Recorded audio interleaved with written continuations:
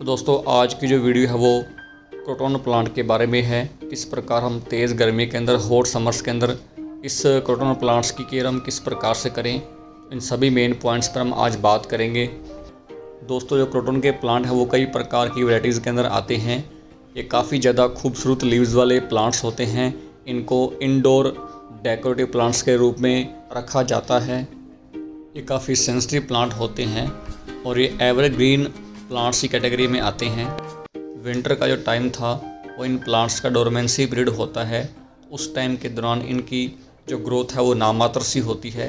उसके बाद जो फरवरी मार्च के मंथ के बाद इन प्लांट्स की जो ग्रोथ है वो दोबारा से शुरू होती है और जल्दी ही अपने आप को पूरा भर लेते हैं। बुशी जल्दी ही हो जाते हैं और इसी प्रकार ये पूरी समर के दौरान भी ग्रो करते रहते हैं। दोस्तों इन प्लांट्स की ग्रोथ को मेनली 3 फैक्टर ही अफेक्ट करते हैं। फर्स्ट है कि आपने सोइल मिक्स किस प्रकार से लिया है। सेकंड है कि आपने इन्हें कहाँ लोकेट किया, किस प्रकार की लाइट में आपने अपने प्लांट्स को रखा हुआ है। और थर्ड है कि आप इनमें वाटरिंग किस प्रकार से करते हैं। सनलाइट की अगर बात करें तो इन क्रोटन प्लांट्स को अच्छी ग्रोथ के लिए ब्राइट इनडायरेक्ट लाइट काफ़ी पसंद रहती है। मॉर्निंग और इवनिंग टाइम की जो हल्की डायरेक्ट सनलाइट है वो आप इन्हें दे सकते हैं। इसके अलावा तेज़ धूप के अंदर रखने से इन प्लांट्स के लीव्स बर्न हो जाते हैं। दोस्तों तेज़ धूप से इन प्लांट्स को बचाने के लिए आप ग्रीन नेट का भी यूज़ कर सकते हैं, जिनसे जो छनके धूप इन प्लांट्स को मिलती है। इसके अलावा आप इन प्लांट्स के लोकेशन को बार बार चेंज ना करें, जहाँ पर रखा है वहीं पर रहने दें, क्योंकि ये प्लांट्स काफ़ी सेंसिटिव होते हैं।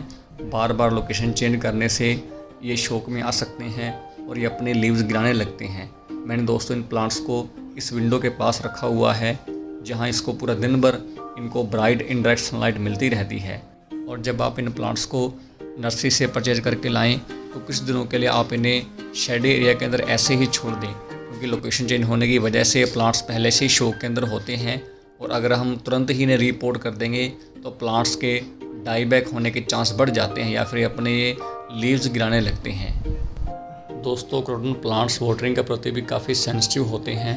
आप इन्हें ज़्यादा पानी दे रहे हैं या काफ़ी कम, तो दोनों ही तरीक़ों से प्लांट्स पर नेगेटिव इफ़ेक्ट देखने को मिलता है। बेसिकली हमें इनकी सोइल में प्रॉपर मॉइस्चर मेंटेन करना होता है। आप टच करके सोइल को चेक कर सकते हैं या वाटरिंग की ज़रूरत है या नहीं। अगर टॉप सोइल ड्राई हो चुकी है तो आप इन प्लांट्स को पानी दे सकते हैं। कई बार वाटरिंग की कमी की वजह से इन प्लांट्स के जो लीव्स हैं वो हल्के से ड्रूप आउट हो जाते हैं और मुरझा से जाते हैं।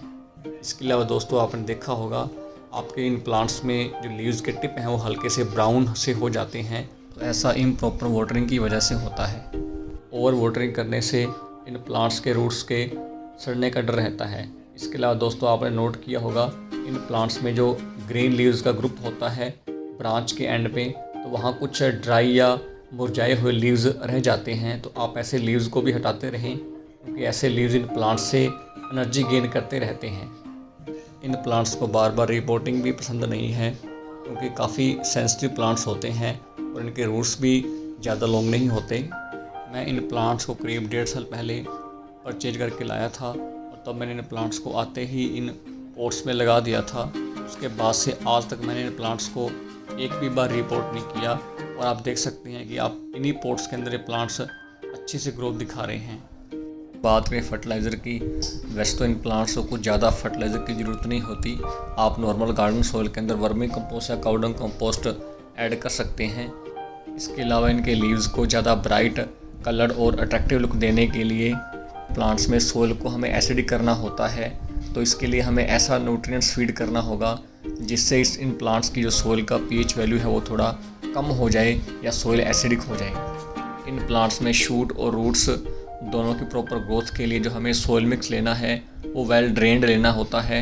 सोइल मिक्स इस प्रकार से तैयार करना है कि ऊपर से हम पॉट में पानी दें और पानी नीचे से बाहर आ जाए।